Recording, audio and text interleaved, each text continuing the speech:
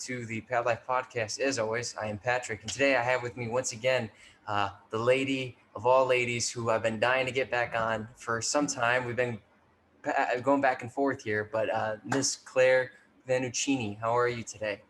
I'm well, thank you, Pat. How are you? Doing well. We've been having a couple back and forths for I think almost a month and a half, 2 months now, but I mean, it's all for reasons that are very, very bigger than this podcast. So I figure maybe if you'd want to start there, just to kind of explain people where you are and what's going on in your neck of the woods.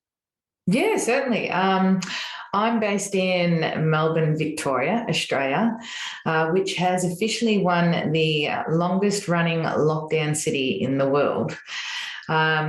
I actually sit on the precipice of a border town which borders metro and regional. And metro, we just fall into metro, sadly, and metro is the toughest lockdown anyone's been through. So it's been pretty intense here. So if you don't mind sharing, what is it exactly? Because obviously the news is going to send you a million different things. Yeah. So what is it that you're experiencing firsthand? Oh, at the moment, our restrictions are like a 9 p.m. curfew. Cannot see anybody. You're not supposed to go past, well, it was your 5 km. Then I think they've now lifted it to 15-kilometre radius. I haven't seen my brothers for months. My son wasn't allowed to go to school. As a matter of fact, no local kids are allowed to go to school here. A lot of parents are struggling with homeschool. And for anybody who's not classified as an essential worker, although really all work is essential, they are literally being put through the ringer of trying to homeschool their kids and work from home if they can. Many people have lost jobs. And what essentially is happening to our community at the moment is a lot of segregation and a lot of divide. And I guess a lot of hate is being created amongst our community at the moment, which is quite sad. So if you mind delving into kind of what's going on, particularly with this division. Well, firstly, the division, it's funny, it had so many levels. You had the division between for like metro and regional. So regional has different rules compared to us. And they were, I've got a lot of mates that live in regional, so I've got to be careful with how I put this. Some of them could be quite smug about what was going on. And, I had a dear friend the other day. She was away just on 3 days holiday because she could down at the sea. They're still being allowed to go to most of their pubs and restaurants, although I think they're finally being placed under a bit of lockdown now, but they've had more freedoms than us.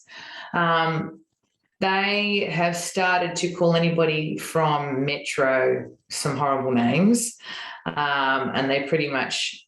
I know a lot of it's set off the cuff or in jokes, but the sad bit is like they're pretty much saying that we're virus spreaders and none of us can do the right thing, and that's the reason why we're all locked in our houses, right. Which is not true. But the media is feeding into all this, which is just becoming an absolute nightmare.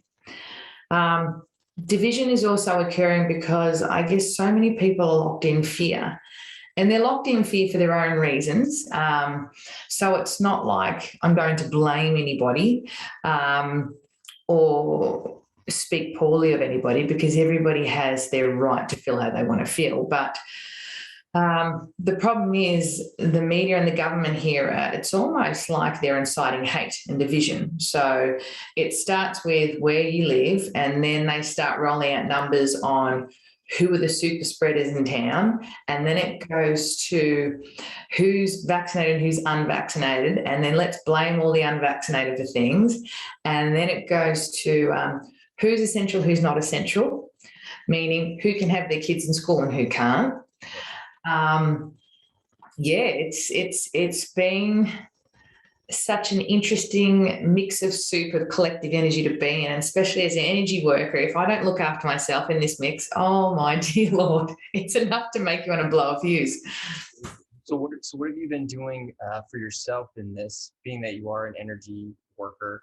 And then What is it that the people that you've been having come through, what are the changes you've seen from, if any, from what you've normally been doing for however many years you've been doing this compared Yeah. to just this time now? Well, lately more than ever, mine's to do with just being outdoors. I just want to be in the garden. It's all about garden, garden, garden, getting in touch with nature, and really just trying to remain grounded during this period. Been doing lots of grounding work. I'm the weirdo that looks like walking. I'm walking around barefoot everywhere. I haven't got my husband into it, actually. Walking around barefoot everywhere just to try and ground all this energy that's going on, because there's so much in the collective. The main thing also that we've been doing in this household, which I've actually never done before, I decided to actually take 2 weeks off because my son was on school holidays, although like it makes a difference, but meant no homeschooling. And I just felt like energetically I needed to hold the space for home at the moment. So my husband works in commercial construction, and they were told pretty much you don't have a job unless you're vaccinated. And the conundrum of that is it's not a question of, how would I say? It's not a debate about that. For me, it's a debate about choice. If people want to choose and feel that's right for them and that feels right for them, by all means, go right ahead. But for others who wish to question it because of their own health concerns, and they have a right to question it, they're pretty much being cast out and told they don't have a job. So that's been a very interesting space to hold here at the moment, because that was my husband. So it's, how would I say, being present has really been the main thing. It's very easy to get caught up in the energy of, right, let's think about the future, let's panic, or let's think about everything that's going wrong. And I'm not going to say that I haven't done any of those things, because I have, I'm human. But definitely just being present and doing things in the moment has really been, how would I say, not a challenge, but it's learning to master that in such times of adversity.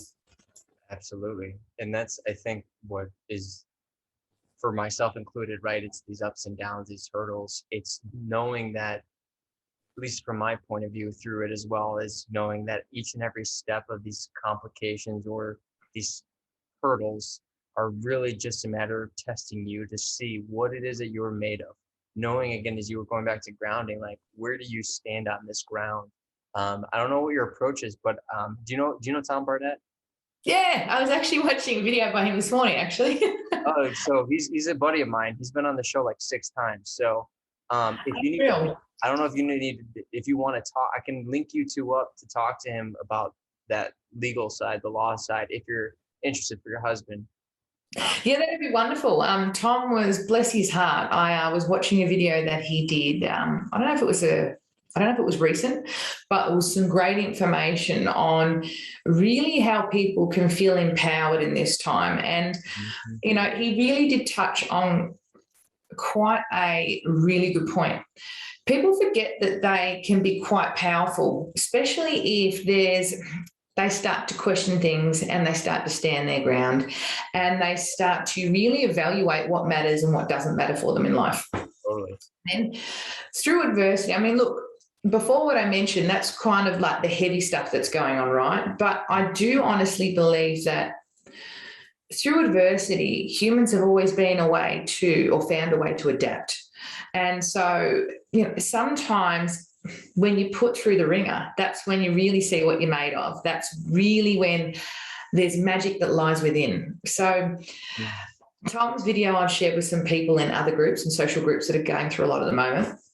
And then I've also shared some other information, which wonderful people in Australia have decided to share all the legal information that they've been able to sort, and they're doing it for free. Yep. It's just, how would I say? It's trying to inspire people that they can be empowered if they just take the time to calm, absorb the information, and realize that if they take this information, then they can be part of that positive change. Does that make sense? 100% agree. And actually, I want to go back to you talking about grounding, because I'm glad that you brought it up. This kind of goes into energies and things like that. And I think it's an important topic that's getting more attention now. But before we go into it specifically, the biggest thing that we know, a lot of people don't know how to be present. They don't know what that feeling is, i.e., my job, people have a hard time just breathing, just sitting and breathing. Just, hey, can you breathe for 5 minutes, 2 minutes, a minute? And it's very complicated because people are like, how do you want me to breathe? Do you want me to breathe slow? Do you want me to just breathe? So this is the point of knowing further, as you were talking about now, the law stuff. People don't know who they are. They don't know their position here on this plane realm, whatever you want to call it. And what's fascinating is when you start to ground, when you start to connect with nature, that energy, that vibration that's coming from her, on top of, as you said, the adversities that come with it, they're meant to be there. This is all meant for a reason. It's part of every single movie that we see where you're going to see somebody going through the fire. That's the movies that we want to go see. We don't want to see somebody who nothing happens, right? And that's what we experienced for a lot of people these last however many years, where we were so conditioned to the convenience and to the titles that we've been carrying that not a lot of people, none of us knew who we were. And I believe that wholeheartedly now, being through this adversity and taking the time to go, who am I? What ground am I standing on here? And so I think this all really does interconnect to what you're basically getting at here. So for those who don't know, just maybe quick recap, what type of energy healing, what is it you do specific, and then maybe segue that into grounding, if that's cool. Yeah, sure. I'm a kinesiologist. I am a practitioner in Melbourne. I work out of 2 clinics, but I also teach kinesiology at a private college called Kinesiology Connections in Melbourne. So the form of kinesiology I do is called P.A.T kinesiology, which was created by a chiropractor and a group of 12 other people as well that all came from different walks of life. What was I going to say? For those people that don't understand what kinesiology is, it's a form of basically muscle testing, which we use in the form of kinesiology I do, in the form of being able to find out where stress and emotional issues are being held in the body, and then what physical ramifications are being created from that. And we use the muscles in the body as tools, literally, to talk to the subconscious mind. And the body basically starts to unravel a story of literally what state it's in, how it got there, and then gives you the tools to really correct it. Interesting. That and for anyone who doesn't know or wants to learn more, rather, I will post her website and everything in the show notes. Highly recommend checking out her website, seeing a little bit more, and we'll talk about it as we go. But it's all fantastic stuff. I feel very much this is the way of, going to see somebody, like, I don't want to be a doctor, but you know what I mean, like getting another point of view that's going to look at the bigger picture more holistically. So highly recommend it. But that being said, how would grounding, or what is grounding, and how does that pertain to what it is kind of that you're getting across to people? Well, people fail to understand that we kind of we're in the middle of a giant battery, right? So you've got like the sun, which is all positive charged, and then you've got like the earth, which is negatively charged. So if you put that in the middle, it's like a battery with a negative and positive sign, right? So the thing is, it's funny because I was actually watching a documentary on this the other day. It was absolutely fabulous. When we start to wear things like rubber soles, and when certain things of synthetic shoes were brought into play, we actually lost our connection to the negative charge, which we need. And the thing is, negatively charged stuff, I mean, the best way to explain this is, how do you feel when you're in the ocean? How do you feel when you're in the forest? How do you feel when your feet are walking on the ground? That's to do with all that wonderful negative charge coming in to balance the high positive charge that's coming in as well. So if we start to create this balance of energy, essentially, we start to find the sweet spot. It's almost like a harmonious spot in the middle of the body. And this is where essentially your organs start to balance. Everything starts to balance. Your sympathetic nervous system starts to balance. Everything starts to find its inner calm and work more fluidly. Absolutely. And it's funny. So the reason why, when you brought up, I knew, see, this is all how it all combines, and there's a greater work at play here. So I've been on this journey looking into, through another guy that I've been listening to, and going to get on the podcast about how basically the constellations pertain to the body. And we know that the constellations are matched with the body. Maybe you can dive in more to this, but basically what you're saying, I was looking at it and going, okay, what is in the constellations, the body? Why are they in each point? And then he brought up this gentleman's name, Dylan Sicoscio. He was like, there's the 4 royal stars in the constellations.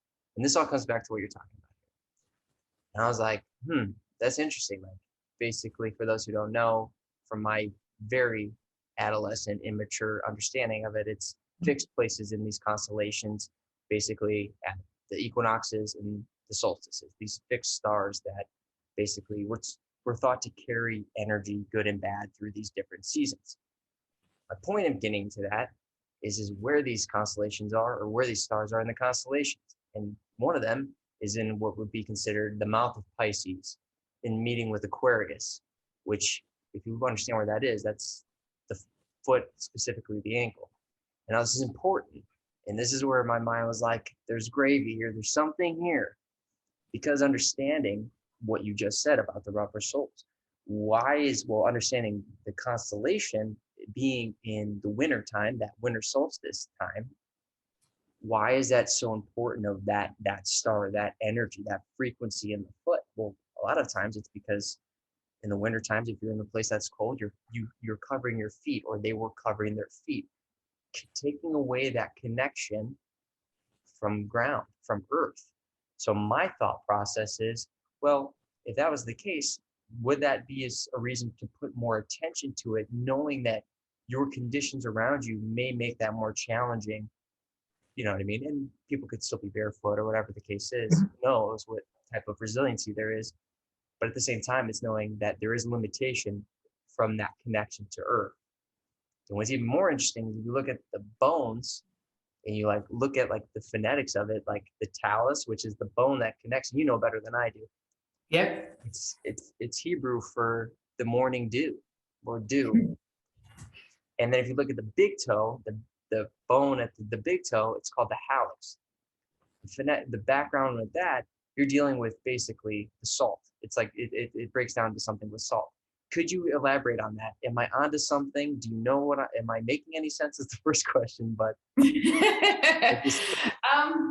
can I be honest with you? I reckon there is so much to learn from our history and our health. And I always have thought that a lot of the answers are in nature. They're around you all the time. And I know that when my husband and I were walking around in winter barefoot around here, this lady comes up to her, she goes, look, I've got to ask, what's with the bare feet? Like, has something gone wrong? And we sort of tried to explain things to her, but it just went over her head. But I believe, Wim Hof talks about it, saying, when you start dealing with cold weather and extremes, it creates that forward, the circulation starts to actually build and goes for a big surge throughout your body. It's one of the best ways that you can not only calm your sympathetic nervous system down, but when we start to really push our circulation, this is what starts to excrete and start to cleanse the body. In a nutshell, it starts to detoxify. So any illnesses or ailments start to go into regeneration. A lot of people are so scared to have cold feet in winter and walk on the ground. Now, the only two things I can come up with this is, as kids, you're conditioned to always keep warm or you'll catch a chill. And the other thing is, I could be wrong with this, but I know with Chinese medicine, they always believe in keeping your feet warm.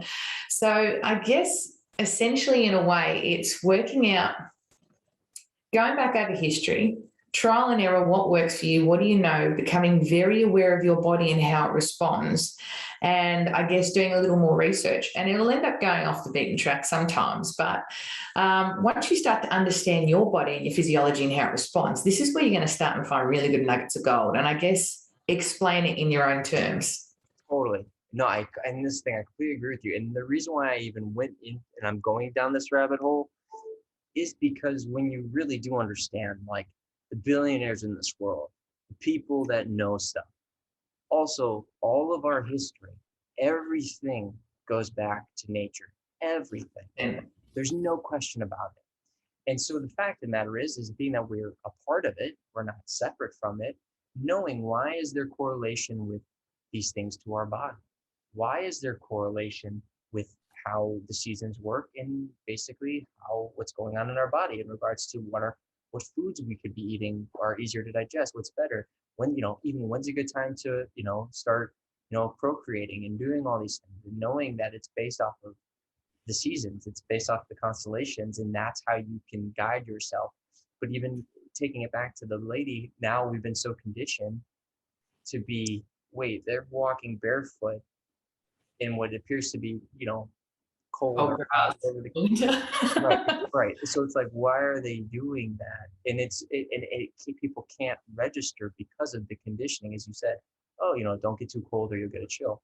When I was living in Jersey before we moved to here, I would go in the dead of winter doing just that, Wim Hof, things like that, where I'd go for a run or something, and then I would go in the snow and I'd barefoot. My feet were so warm from the run, and then they'd get so cold that they were like burning. But it was one of those things where like it felt so much alleviation in my foot and my ankles like later in the day. But I would sit there and people would be walking by and they like, I couldn't tell you how many people stop and be like, "You good?" Like, just gotta, because my hair's long, I'm sweating, I'm wearing sweats. They're like, this guy's either homeless, psychopath, or he's both. So, but it is interesting, right? Is knowing that and this goes into even the mindset of resilience, that a lot of us are conditioned to not understand our potential because we're not conditioned in any way to really build any foundation of resilience, even though it's always there. It's just knowing how to tap into it. But anything, I know I kind of went off there. No, you're absolutely spot on. Resilience is the big word for the moment. And I think to briefly touch on what you were talking about before with seasons, it's funny because what seems to come up for a lot of clients at the moment in the kinesiology I do, it's called like the death cycle or degeneration cycle, is probably the nice way to call it instead of people freaking out. And when a degeneration cycle comes up in a balance, it's essentially because basically someone is blocked in one of those seasons or in one of those elements. Whether you look at fire, earth, metal, water, or wood, they tend to signify the seasons that we move through and change. So some people, for example, if they're stuck in the water element, which essentially is like winter, it's almost like they're stuck in, how would I explain it? A swamp. They're not coming out to blossom, which is spring, which is the wood element, right? And so their body, on a physical level, they can have all these issues that are going on in the body. And on a mental emotional level, it can be their mental emotional state that doesn't allow them to, I guess, step out of the cycle, the degeneration cycle they're in, and to start spiraling back up into regeneration. And so one thing I've come to understand is you cannot heal someone if they're constantly in a degeneration cycle. You have to stop that cycle and then get them to spin back up to regenerate. But this mode has come up for nearly every second client that I've worked on lately, and I've found this fascinating because it's almost like we're out of alignment with what we should be doing with the seasons. And when you start to explain to people, in the Southern Hemisphere, we've got it a bit wrong. And by that I mean is, so for example, we take all the summer holidays off here in Australia. And yet, if we were to look at it from an environmental or a farmer's perspective, the summer is like their busiest period. This is harvest time. So we're taking time off to not do work. And meanwhile, that should be where we are blossoming, doing our hardest and most work. And then what I start to notice is in winter, we are trying to push big hours, do late nights, and then people wonder why they get sick. Winter is supposed to be your dormant period. This is where you hibernate. This is where you let go of all the shit you don't need, go in your little cave, hibernate and regenerate so you can come out to spring again. But yeah, we're so out of whack with our seasons and what we should be doing. It's almost, you spoke of conditioning.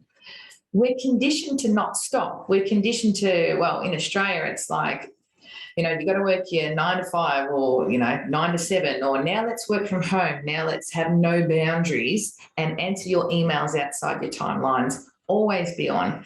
And so what's happening is we're being conditioned to always be on. We're not being conditioned to look after ourselves or have quiet time or detach from certain things that we don't need at certain periods. And I find that's the reason why most people do become unwell, specifically around winter. I totally agree. And to even take it back to what we were talking about earlier in regards to grounding, is because most of us in bigger cities are working and doing all these things nonstop, go, go, go, 9 to 5s.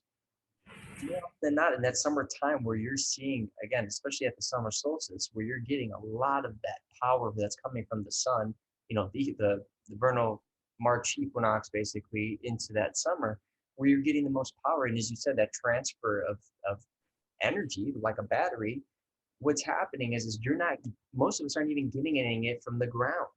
Yes. Because again, everything's so busy, you might take a week off here, 2 weeks there. And I have tons of clients that I work with still that, they're going on vacations. They don't even have to do anything on their vacation because they have to go back to their computer or whatever because of how busy work is. So I know this through people firsthand, where it's like, even when people are taking off in summer to get away and get that recharge, as we use those words all the time, just need to recharge the batteries. You know what I mean? It's a matter of them going, you start to see that, to your point about the winter, is that now you're going into the winter with not even just all the issues that you dealt with, the stresses, everything else, but now you literally, from an energetic, universal understanding, have lost or minimized the amount of frequency that you've been able to receive and that energy from the system that we live in my opinion, that helps support in many ways that winter time when your body is going into hibernation, going, how much energy will we be able to store in a positive way to give back to, the functions of our everyday. And I think that's 100% to what you're saying. This is a big reason why most people are getting sick. And the vicious cycle, or as you were saying, the degradation or whatever cycle of being in these seasons, it's this constant, you can't get out of it. Well, why is that? This is the question that I might have, but I have an opinion or thought, and I want to get your point on it. Could it be that it's because that's where the body feels that it needs to be the most protective of self? Therefore, it stays there because it's like, if we can stay in this place of constantly needing to protect you, it's like, if we give any more or any less, we feel like the worst of the worst is going to happen. It's kind of like when people are working out, for example. It's like, if someone's hitting an end range of a motion, it's like, why do you feel the need to stop there? And it's like, my body feels if I go anymore, it's the worst of the worst. Like, it's going to be bad. Like, I'm going to put myself in danger. Not really allowing yourself again to get out of that state. You know what I'm saying? Does that make any sense? Yeah, it does. A lot of the reason why people get stuck in the degeneration cycle, it's usually subconscious sabotage programs, lifestyle definitely being another one.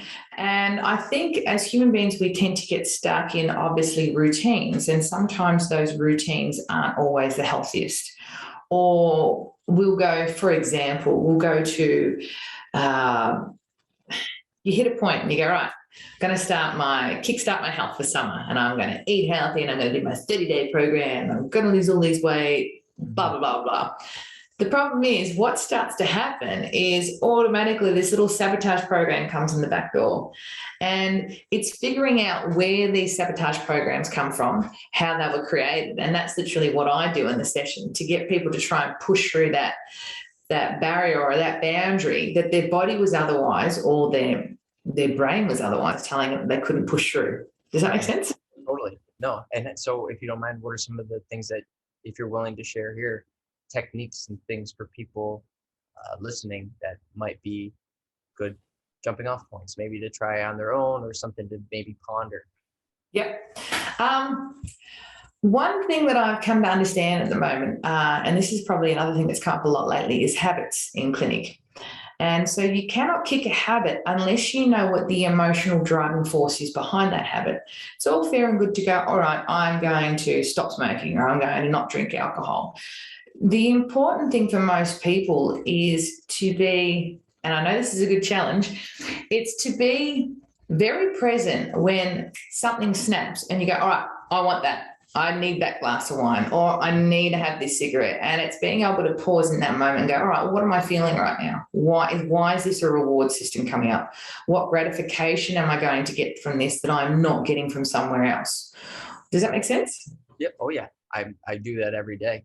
Because this is the thing, is through talking to you, a lot of books that I read, podcasts, that's something for myself that I realized as well, is knowing that there is in many ways this duality that occurs where we want something, that idea comes into our mind, and the addiction of whatever it is that's driving us in that moment, and you realize all of us just, oh my God, I really want that. No, I can't have it. You really want it? I mean, how did I eat today? Wait, you know what I mean? Or whatever it is. And you hear yourself, and many of us have that dialogue in our head. And with all the clients that I've trained, that was one of the things, is they would come to me and be like, hey, I did really good this weekend.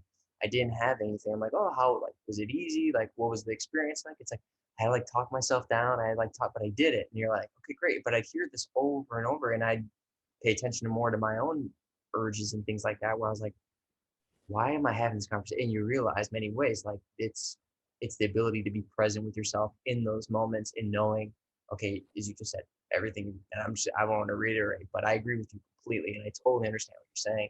But you did bring up something even more to my point that I was making earlier about the constellations and the royal stars and stuff, about the seasons, and people being like, all right, I'm going to kickstart. It's the new year. It's this, it's that.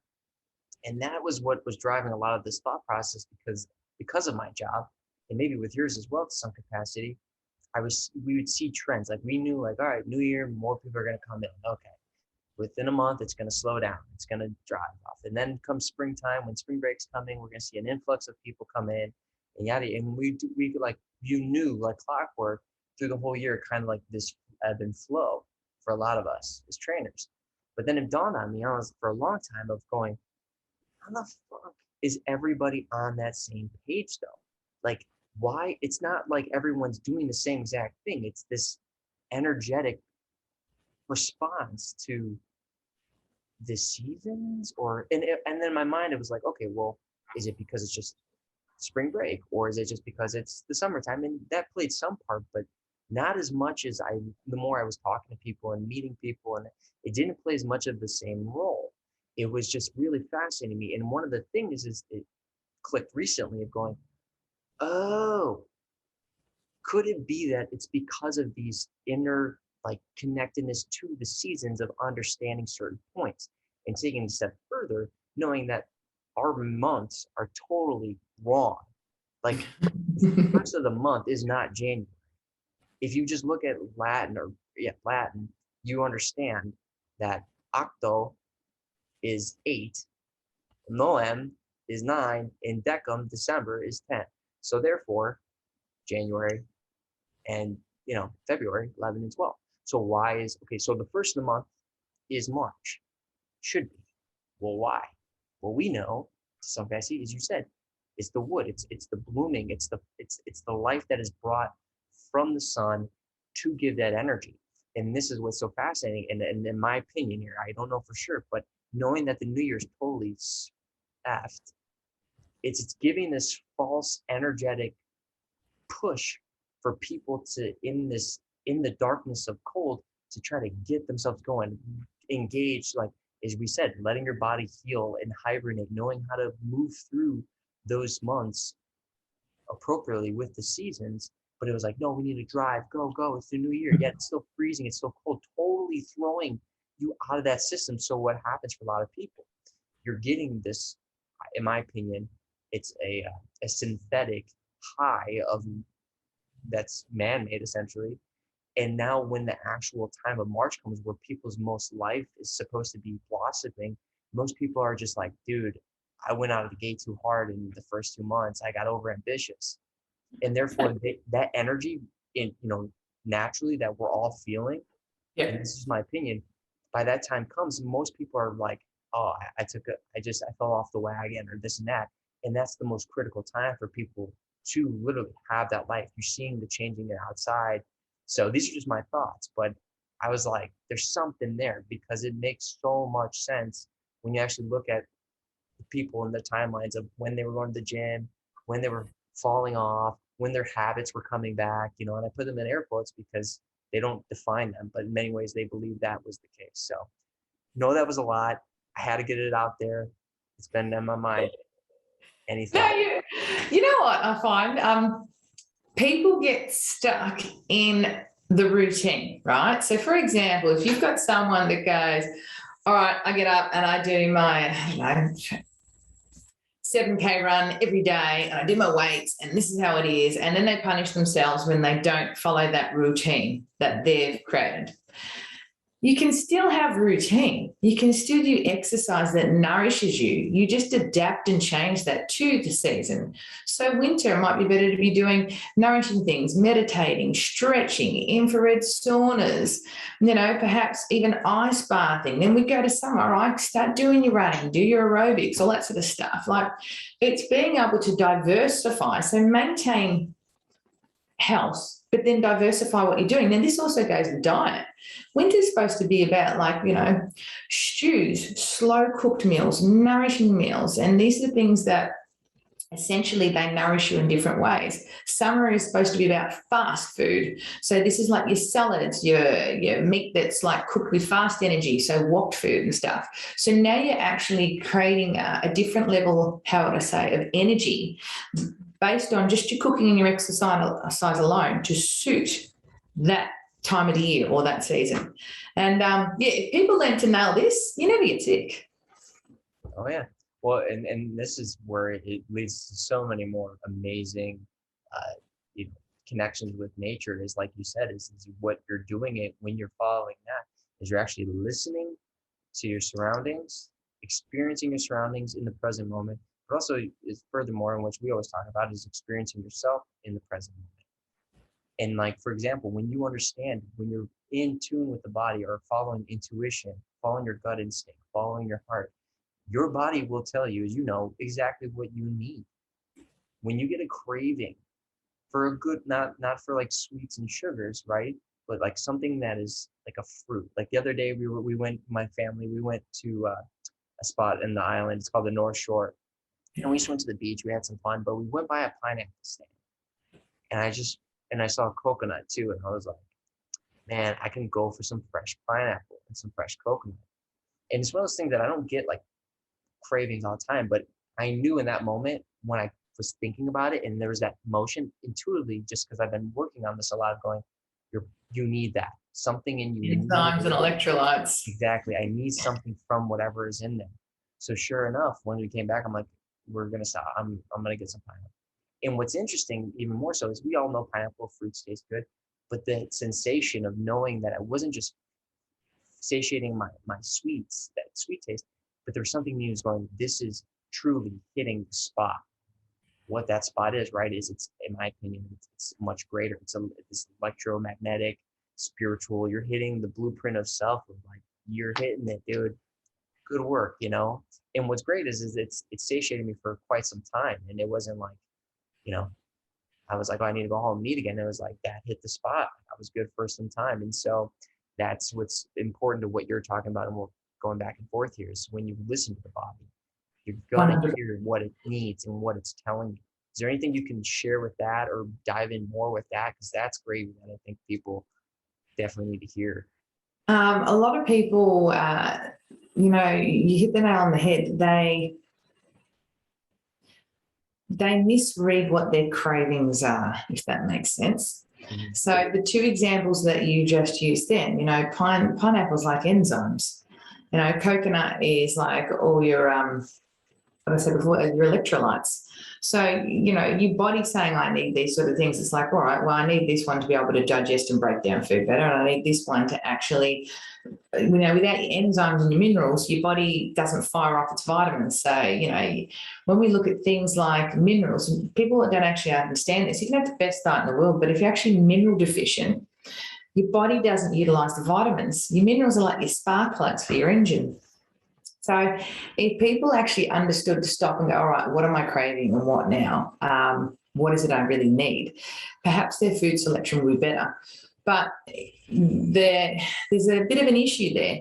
There's always the emotional counterpart that comes into play. So, craving sweets doesn't necessarily mean that you've got a bad diet. When we crave sweets, it's generally because we're missing the sweetness and joy that we should be having in life. So if I'm seeing a lot of blood sugar problems in clinic, there's always an emotional trigger to that. So, if you think about the spleen and if you think about the pancreas, this is about breaking down sugars. But from a metaphysical perspective, it's like, all right, sugars is about sweet. From an emotional perspective, that's like sweetness, joy. all right, if I'm craving things like that all the time, yes, I can have other nutritional issues that may be the reason for it, like low in protein or something. But essentially, the emotional counterpart is, what am I trying to bring joy in my life for that I can't currently have? Because sweets essentially stimulate the same part of the brain as if feeling happy does. So it's like, well, what am I missing? And that's when you start to get a lot of the probably the not so healthy foods that come into play, because then it's about that instant gratification, the instant fix. Absolutely. And would what are some of the, because I know dopamine's like a big one that people talk about in regards to when you eat a certain food and satiate that dopamine hit. Is there, I mean, I'm not quite sure. Is there like other ones that like, or there's studies to show like, oh, when you're eating sweets or you're, for some people, smoking or drugs, is there like other ones that are continually firing? Like, I don't know as much. People always have a different emotion. So your emotional fix to something and what you need will be different to what mine is. And that's when, as I said, it becomes an interesting mix of, is this something my body really wants, or are my emotions trying to, how would I say, be fixed by that food? So it's interesting to note that, for example, as a kid having birthday parties, what was the food that was given at your birthday parties? Cake. Yeah, so sweets. So it's a reward system. So now your brain is already being conditioned that cake brings me joy, sweets bring me joy, because that's what we've grown up doing. Now, if you do this as an adult, it's not always the case. But if I'm not feeling so joyous, my brain already goes, I'm going to go to that one thing that I know that I've been conditioned that brings me joy. So each and every one of us have a different emotional response. But in the form of kinesiology we do, or should I say I do, this is when you can sometimes bring up what we call immune mismatch responses, right? In Western medicine, this will be called allergies. We're not allowed to use that terminology, clearly, because we're not allopathic medicine. But immune mismatch responses can occur because someone can actually have a negative emotion to a certain food that they always eat. So the common mistake that most people make is most allergies or immune mismatch responses are created from either out of the blue, or they could be low in certain enzymes that can't break down the food. But it's not always the case. So by that I mean, if you're eating, I don't know, toasted cheese sandwich one day and you've had a blue with someone and you've been in a pretty sad state, but here you are eating that sandwich, you've just programmed your body that every time it eats that sandwich, your body actually remembers that emotion and that state that it was in when it ate that. So now when it eats it, you're almost ingesting negative emotions or sad emotions. Does that make sense? And then that can go through and actually affect the metabolism, the digestive system, and have all these issues. Most people will go, or you go to, say, see an allergy specialist, and they will go, well, it could be dairy intolerant, it could be wheat intolerant, it could be all these things. And a lot of people fail to look at, all right, what is the mental and emotional stress that the body is responding to when it ingests that food? And that's different for every person. And that's where I definitely am on board with what you're saying, because we can look at in many ways, and I'm all for this too, like, okay, well, what's in it, like the pesticides and the herbicides and the chemicals all together, the pasteurizations of certain things, whatever it may be, like those obviously play a huge role. But then you'll see other people who eat it and they don't have the same response, and it's okay, well, yes, those are very bad to the body and it could maybe come down the road and affect people, obviously.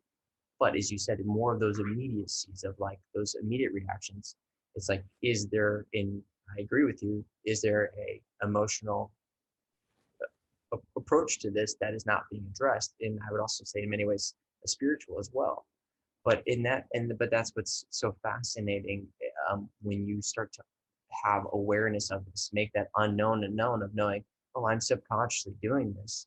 Now I have the conscious awareness that that's a thing. And when you can do that, it becomes very much of those, as you were saying earlier, we were talking about earlier, being like, it's like, oh, it's happening.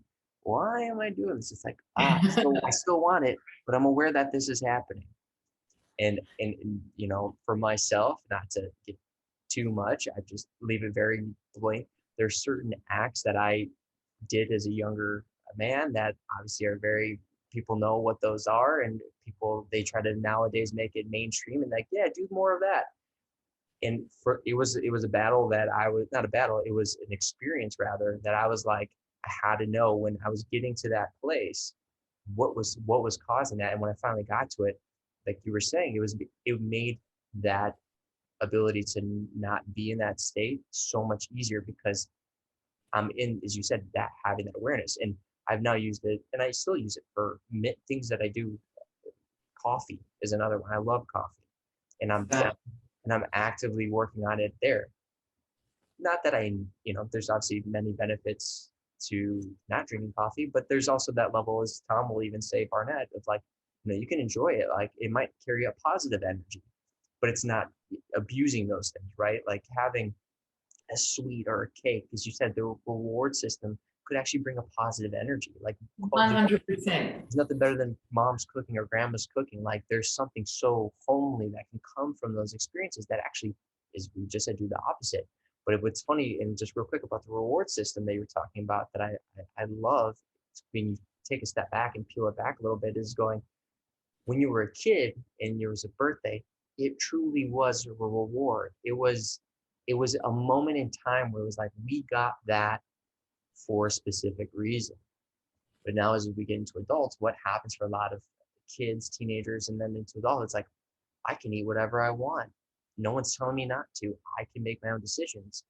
And you're like, all right, let's take in all this stuff. Oh, I can eat sweets for dinner, or whatever the case is, or to go to college, I can drink and act a crazy way, and nothing can stop me. Like I can do what I want to do. And so in your mind, you're rewarding. There's this constant reward, reward, reward, to the point though where we lose, a lot of us, in my opinion, lose sight of, well, what am I rewarding? And you get people, and this is for my job, so I can say this with confidence, is you get people when they come to me being like, oh man, I fell. It's like, what happened? Okay, like what happened? You didn't fall, but like what happened? I was working really hard. I felt like I needed to reward myself with XYZs. And yeah, I didn't want to, but like, I don't know. It's like, okay, well, you have that same stress all the time. Why this time did you feel you need a reward? Also remind you that you did that same reward last week for the same thing.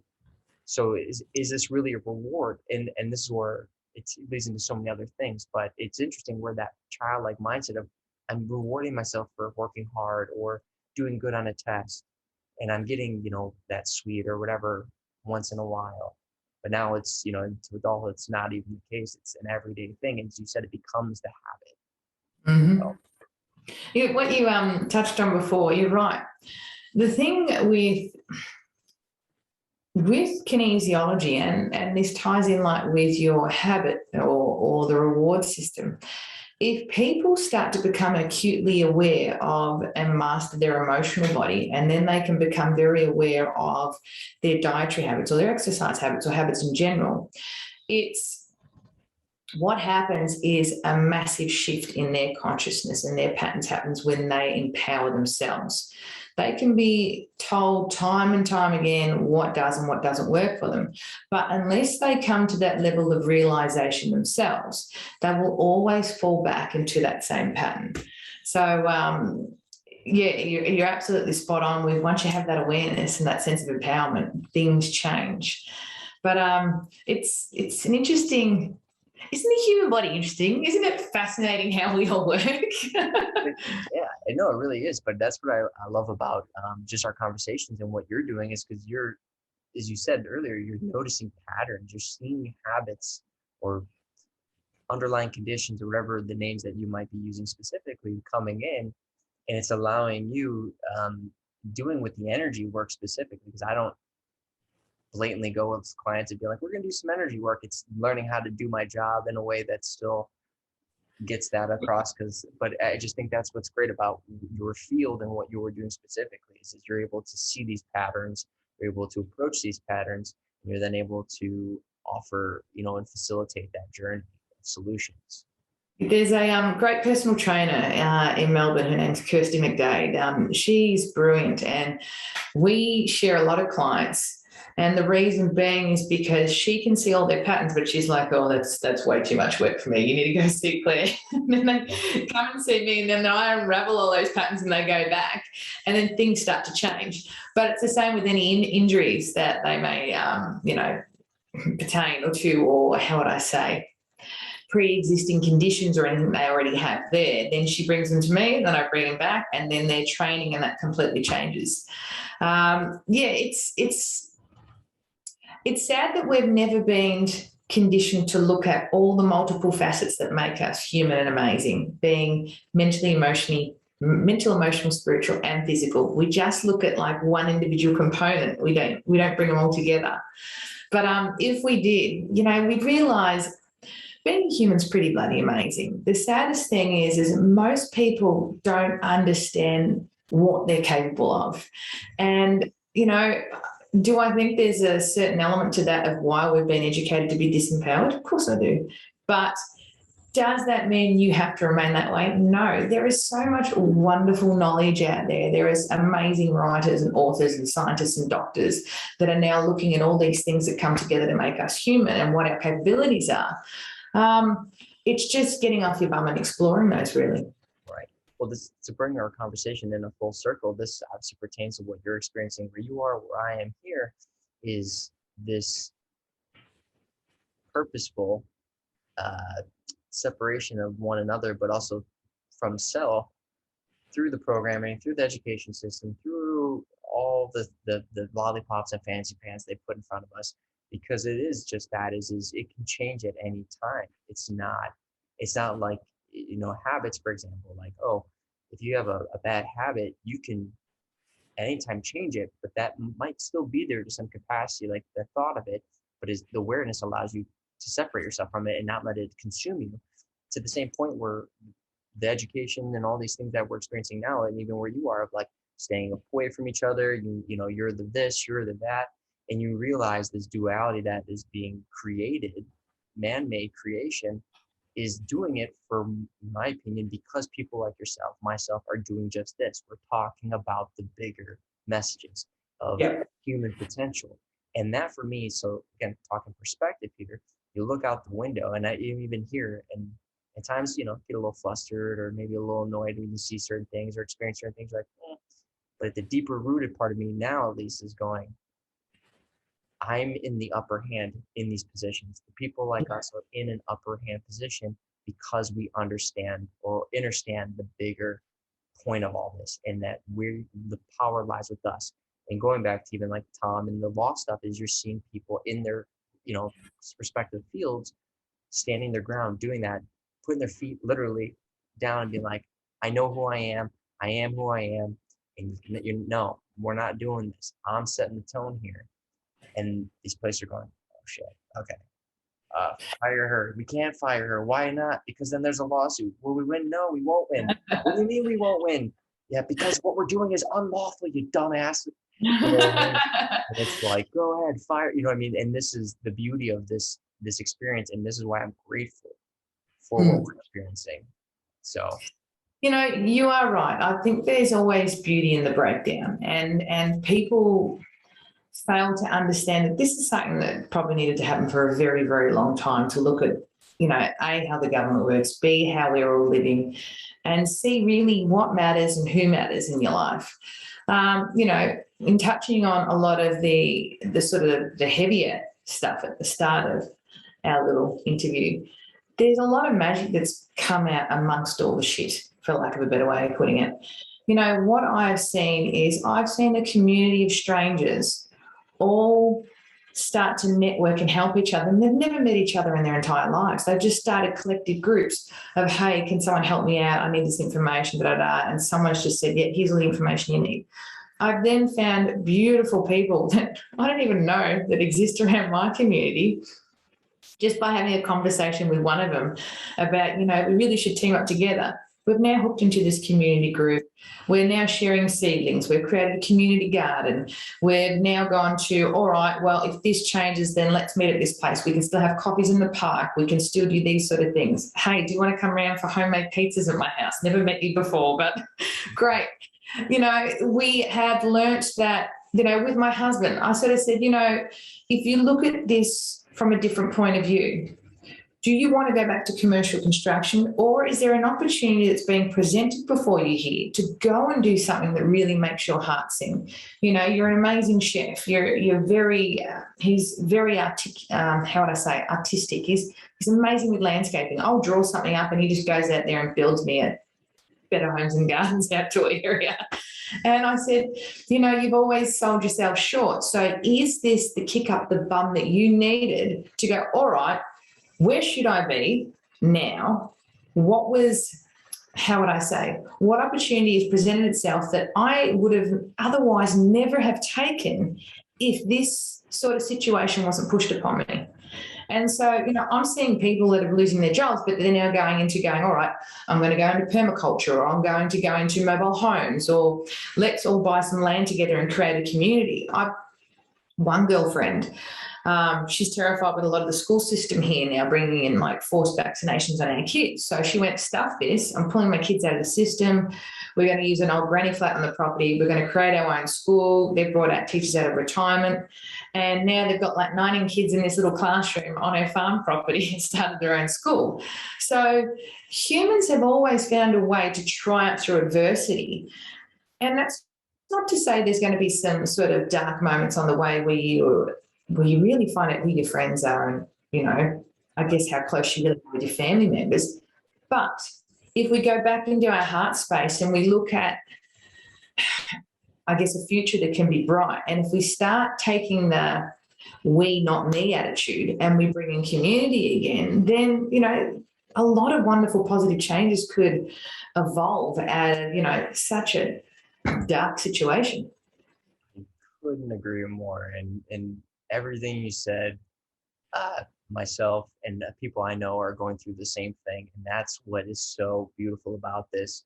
And again, none of this, in my opinion, would have happened if it had not been for what we've experienced. And it's hard, as you said, the dark moments that are happening and occurring in time. But it's knowing when those moments happen, just like these habits, being able to go, oh, it's here again. It's here. That fear is coming in my mind. What's causing it? And this is where, for me, it's been so truly enlightening, because you go like, here it is again. What's the fear? What is the undertone of fear here? And when you can allow yourself to get to a place, and I'm always working on it, to be able to go, what's the worst that's going to happen? I'm going to die. Or like, this. And it's hard. It's hard. But to be able to truly, to some capacity, go, but that's okay. Because at the end of the day, right, we all know at some point that's going to happen.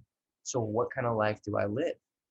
What am I doing in that life? And that's how I've always looked at it before all this, but didn't realize the capacity of how powerful that really was. I mean, I have a tattoo on my arm about it, right? And it's just that. It's going, we have so much time in our lives to worry and ponder and fear of all these things, when all that time could be spent being proactive. Changing a chord. Definitely. And this is where the real human side of things really comes into play. It's very easy to be sucked into that social media part of like a lot of fear that's going on. And then you've spent so much time and energy there, and you're like, oh God, now I've got to unpack that and then put my energy into something else. Yeah. But one thing I've come to understand, people are in fear for their different reasons. So, for example, when I was listening to a conversation between, a doctor and my husband voicing their concerns over what's going on at the moment, it was interesting to note that, the doctor was concerned because he goes, basically, everybody doesn't get their vaccinations. I have a 13-month-old daughter, and if she catches COVID, she could die. So that's his fear. Then I've got my husband going, well, hang on a minute, I've got heart disease and I've got other issues that stem from my family background. So if you're telling me that I need to do this to keep my job, then my fear is that I may not be around tomorrow, and you can't guarantee that. So what I come to understand was, here's two people, both with fears that are can be very validated. They're Their fears come from an honest place of general concerns for their well-being. How do you get those two people to come to an understanding?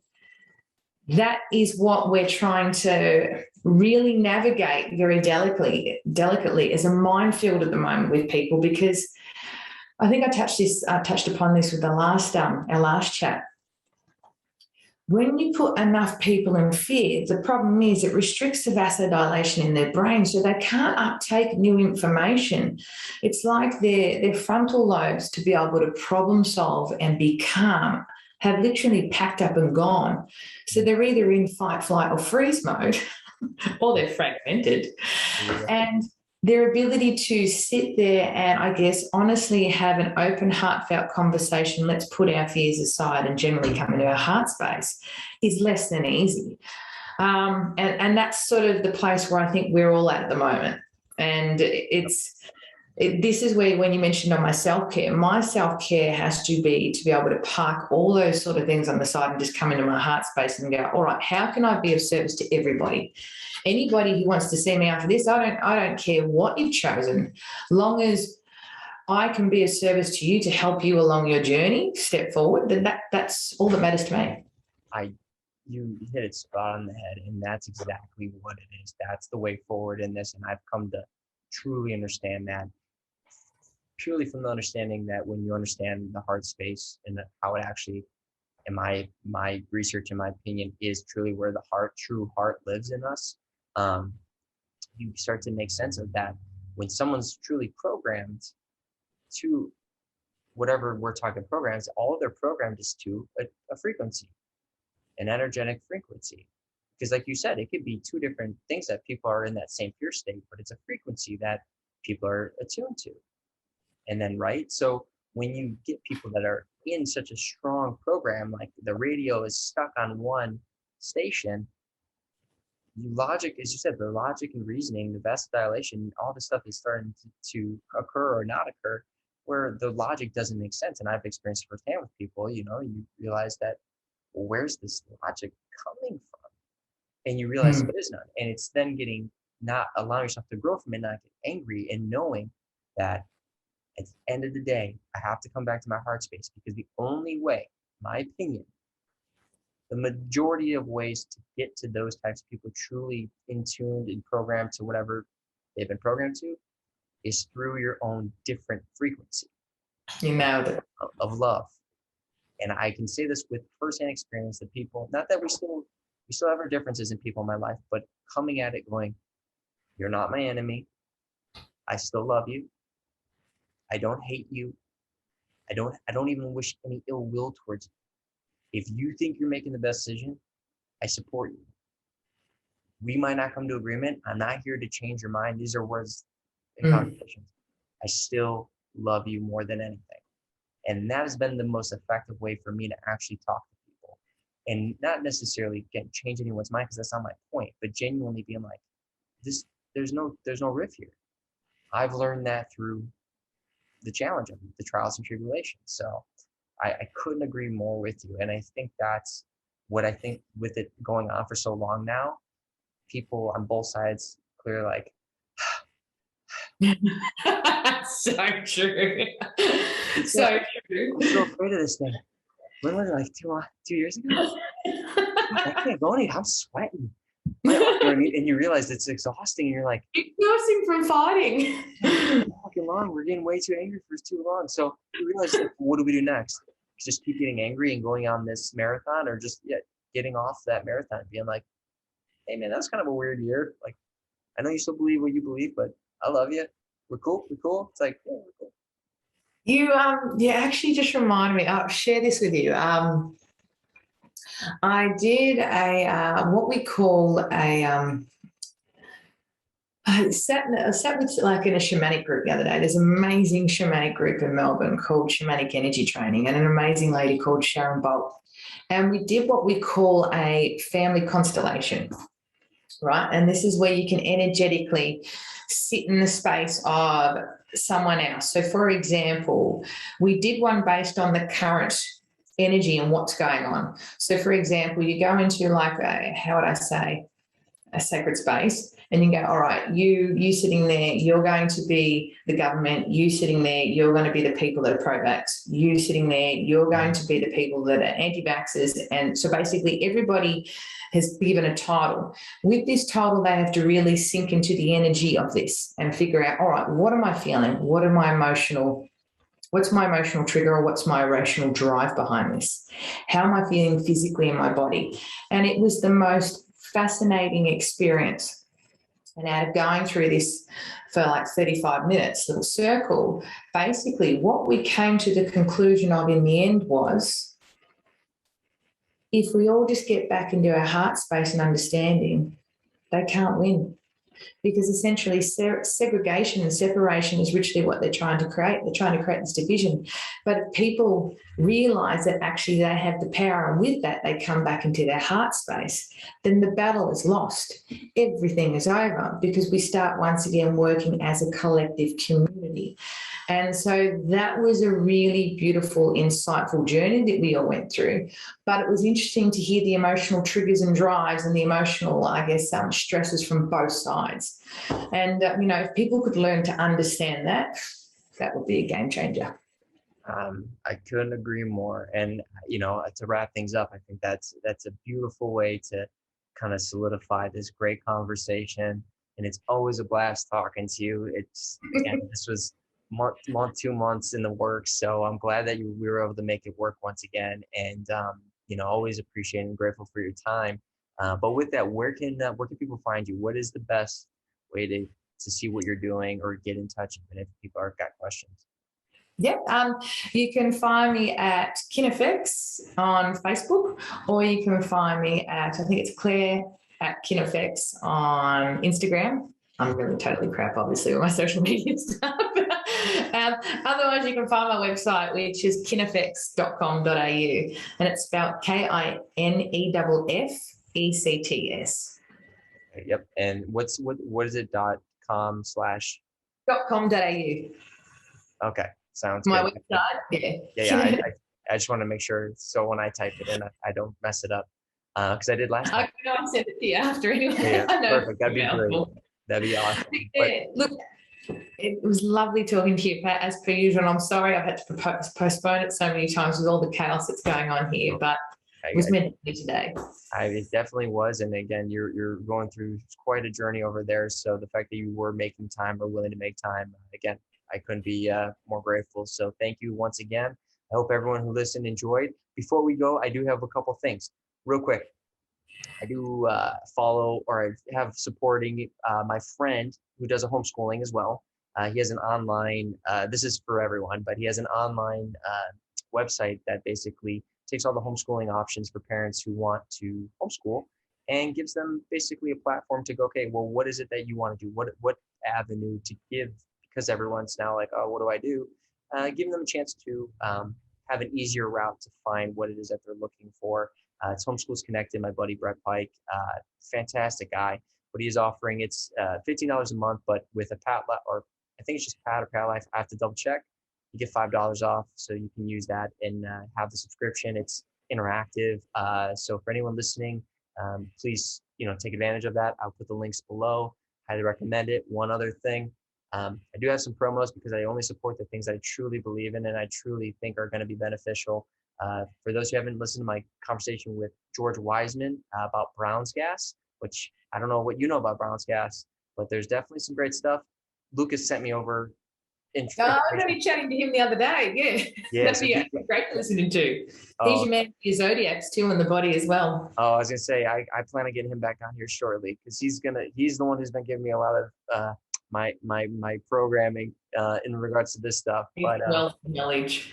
He's insane, man. But anyway, the George Wiseman offers his Aqua Cure, which is fantastic. Understanding Brown's gas with promo code. I'll put that as well. Promo code P.A.T Life. You can get a $500 discount on these Aqua Cures I have on myself. If you don't know, you can either ask me or ask Lucas. He's well versed in it as well. So, but for anyone listening, we are on a path to heal. We're on a path to get better. We try to leave the fears and the negativity behind us, not let it consume us, and truly heal. So on that, again, I thank you, Claire, as always. And everyone listening, thank you for tuning in. Have a good one. Thanks, everyone. See you, Pat. Bye.